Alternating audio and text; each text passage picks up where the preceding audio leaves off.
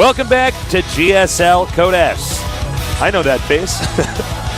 That is DRG's face on a bear. Yeah, Boom. I think so, yeah. Boom. Nerds from all over the world coming down here to battle it out. That's right. And I tell you, man, I can't believe that actually looked like that, a 3-0. Genius is so...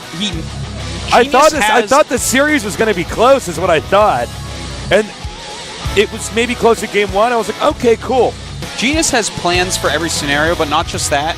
He's tricky and can do things on the fly. He's the most dangerous type of player. Yeah. He's more dangerous than an alligator playing StarCraft. That's how dangerous he is. He's more deadly. He knows, in fact, that if he's playing an alligator, which is playing StarCraft, that first off, if it's a cold room, this alligator's not going to be as quick on APM. He can harass more. Also, if he holds the alligator's mouth shut, it's very hard for an alligator to then open his mouth. He has a plan for everything. This guy is so smart. He can even trick the alligator when he's chasing him by zigzagging while he runs. That's right. That's how you escape an alligator. And Genius knows that. The most dangerous type of nerd.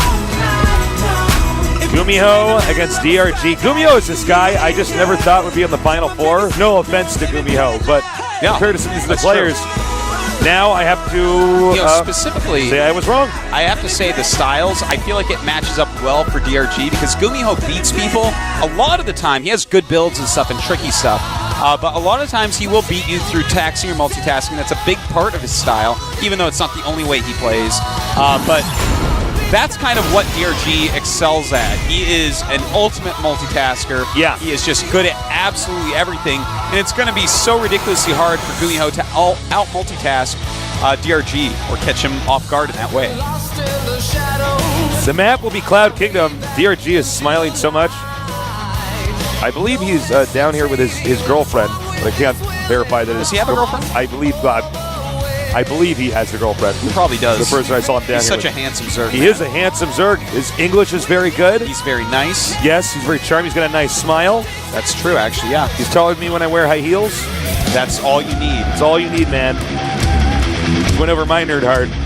Now let's see if GuMiho can go over perhaps the favorite to win this whole tournament, the Zerg player DRG, here in our second semifinal match in the GSL Code S. There's that shark. You can add him on Twitter. That shark actually has a Twitter account. Did you know that? Yeah. It's like ESB Space Shark or something? Yeah. So I'm sure I'll be tweeting during these games. Everybody uses Twitter. That's true. Space Sharks and esports people. In the upper right, our other Terran player. Will he be more fortunate than our previous Terran player alive? We'll see. His ideas. FXO GuMiho. Well, we totally synced that up with the Korean one. So we've improved our production here from last year, guys. So before then, I just had to kind of wait for. Oh my God, 9 wins, 1 loss. That's pretty good. We would have to wait for whenever the Korean caches were ready and hope that we had synced it up, but not anymore. Yeah, getting better and better over here. And in the bottom left, perhaps the favorite to win the whole thing, and a lot of fan support for this guy as well. His ID is MVP DongRaeGu. Oh God, the entire studio went crazy. Aces, I got a question for you. Yes. If the space shark tweets in space and no one follows him, did he tweet at all? That's a good question. Have you ever and there's no Wi-Fi in space. Have you ever seen somebody who has a Twitter account, but and it's totally fine, but they have 0 followers, but they still tweet?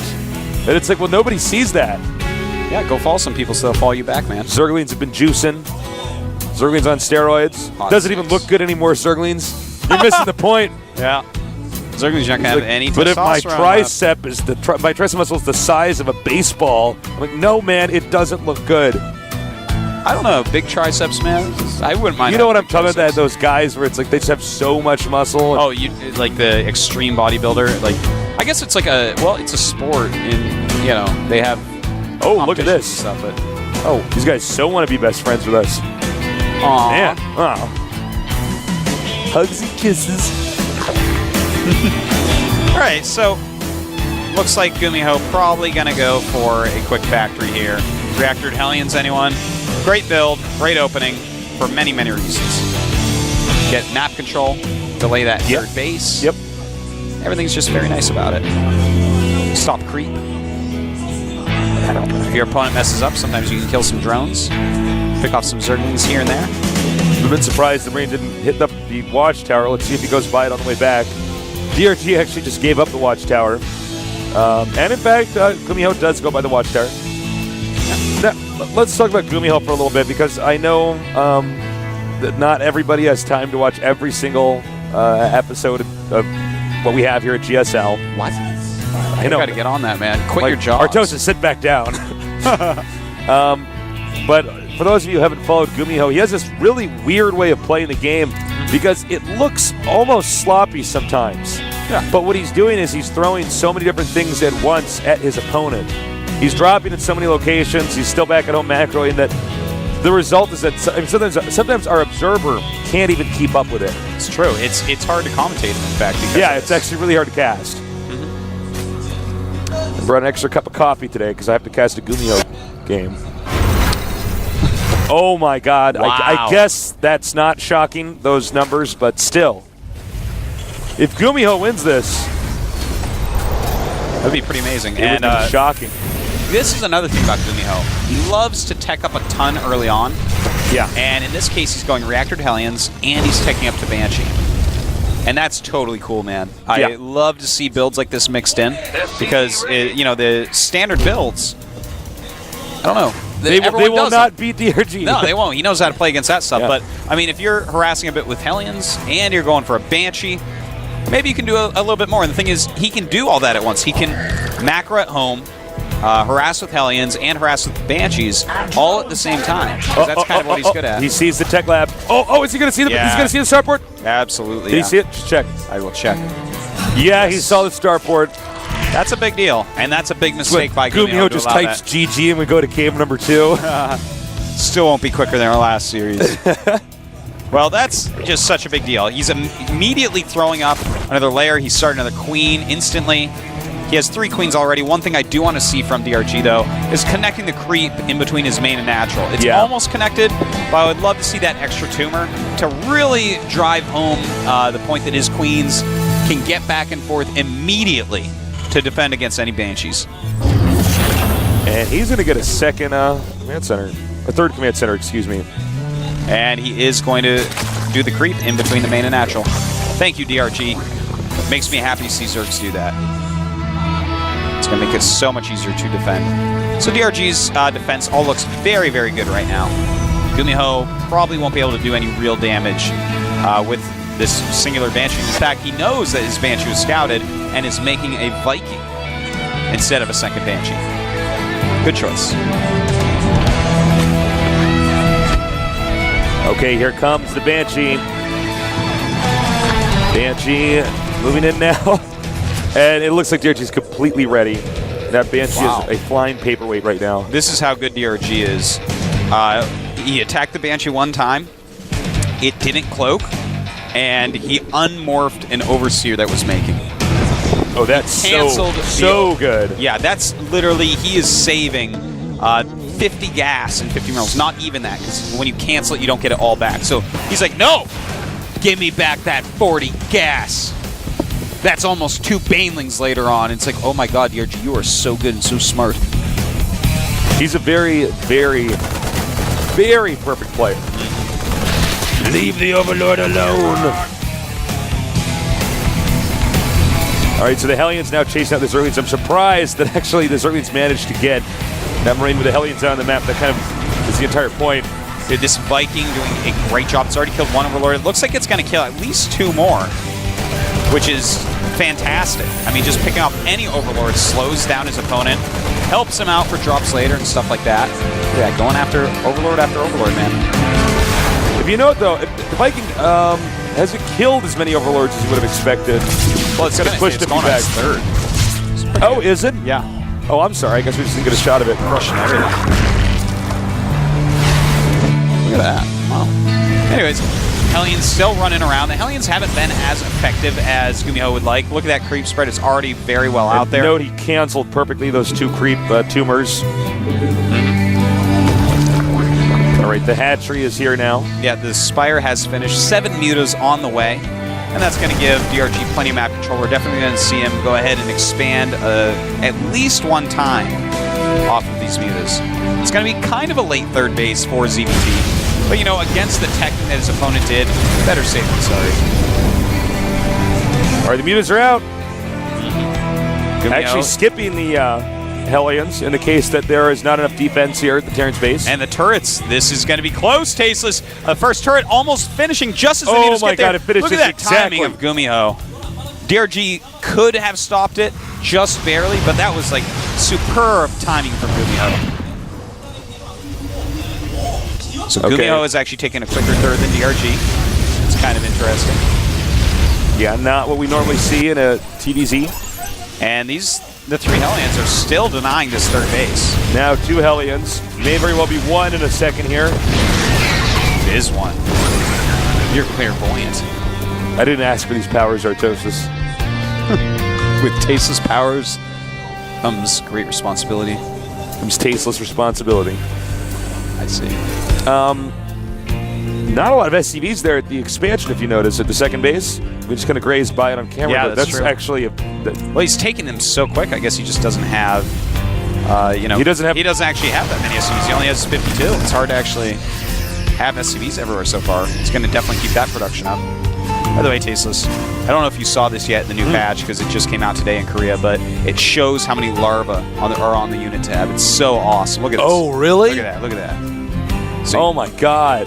That's actually great. It's fun so to we can watch be like, okay, there's, yeah. you know, 30 larvae out now. If you maxed out, yeah. you can make X amount of Oh, it's a Zerg units. huge thing that you know decides so many Blizzard. games, how many larvae. Yeah. Blizzard, you get a kiss. Mwah. Well, GuMiho right now playing wonderfully. Look at this. Great defense going on, but these mutas running around. He's still a little bit sparse on everything because he did take this third base so quickly. DRG taking his 4th, and his drone count is just through the roof. He is already up to 72 drones.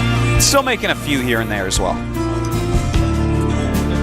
All right, the mutas continuing to maneuver around the map. GuMiho's defense is pretty tight right now. I mean, if as mutalists are killing turrets, they're not quite doing their doing what they were made for. Mutas are not there to kill turrets; they're made to kill depots, you know, SCVs, stray units. The turrets are there so that the mutas can't kill those other units. And it kind of zones them out. You know, you don't want to fly over the turret. So if there's even a hole in the defense, are you going to fly over that turret? What if there's Marines way behind it? Yeah, And suddenly exactly. You're losing some mutas no matter what. And if you lose all your mutas, then you're just in huge trouble. Yeah, it's so important to keep your mutas alive. And, you know, in fact, he's already got the +1 attack, is getting the +1 armor as well, and I'd love to see that. GuMiho's You're starting to move very out. careful here. GuMiho being very careful as well. And I love this. As soon as he sees those Marines out of position, goes back, does some light harassment, even though it's Did just he a turret and a shoot his depot. own depot, or did that burn down? I think it burned down. Okay. But yeah, it's to see. It's beautiful play here by DRG, flying around. As soon as GuMiho starts to move out, he says nope, and he goes and harasses somewhere, and it slows down GuMiho. And again, this is one of the most important things to do at top level play, especially as people get better and better at this game. If you can slow them down from their move out timings, then you gain a huge advantage. But now with Thor is out, Taste, that's going to stop this Mulas harassment a little bit at least. Yeah. Now, Muta's flying by the Space Shark. Space Shark actually a vegetarian. A lot of people don't know that. Is that right? It's like trying to be a whale. It's you're not a actually- whale, you're a shark. Poser. Okay, now Terran, it looks like he is very serious about moving out this drop. It's coming in over here. Whoa, whoa, whoa! Oh. DRT way overextended himself. Yeah, taking a lot of damage there. DRG, by the way, is taking another base. A nice little drop by GuMiho, but DRG is there. Doesn't do that Oh much damage. man, he could even if he just gets his command center that's outside here. He's going in. Oh, and the The SCVs siege look like tanks, they will siege get tanks away. save the day. He's gonna get the orbital though. Oh He's my gonna get that orbital. God. Absolutely huge if he does, but Does not. Wonderful repairs, and those Marines do chase the mutas away. Oh, what are you doing, DRG? He's going That's for pretty it. gutsy. And he does take out the one turret at least, and the single one does go down. He does have 1-1 upgrades. Oh my there, God. But no! DRG taking a lot of damage on these mutas. In fact, a Thor was waiting for them as they flew out of there. Cannot lose this hatchery. The hatchery at half health. Getting lower. You can see GuMiho very focused on this hatch right now, not throwing stuff everywhere. And it goes down. Wonderful drop there by GuMiho. In fact, there's more Marines coming out here. Not sure how well they'll do against this many Banelings, though. There's a bit of a trade here. That was the sickest Thor volley. A ton of red mutas now. Well, he's no longer allowed to done. make any more mistakes with these Mutalisks. That's very true. Another Thor volley will kill 4 or 5 of them if they're clumped up right. Now, this is some great creep spread we're seeing, but he has lost that base. So he's technically on 4 base, but one of them he is not even mining from. GuMiho has had 3 base for a very long time that he's been mining from quite a bit. GuMiho is in a dominating position right now. We might have that Doom push coming out here for the Karen. He's maxed out. Against a 155 Zerg, in fact. This is just terrible for DRG. What a scary player GuMiho is today. Yeah. That quick third base has really paid off for him. He's defended just brilliantly I'm surprised everywhere. he got away with it as well. Yeah, he pushes the boundaries of what you can actually get away with. He techs up and takes 2 bases. It's like, all right, I guess so. Counterattack. Oh, and there's an opening too. Baneling streaming in here now. These 3 siege tanks will be worth their weight in gold. Absolutely, and the Banelings do end up hitting a lot of the Marines. Not too many Marines left, but they have great upgrades. Oh my god, he still has his pocket of Marines here. Oh no. Well, not for long, watch this.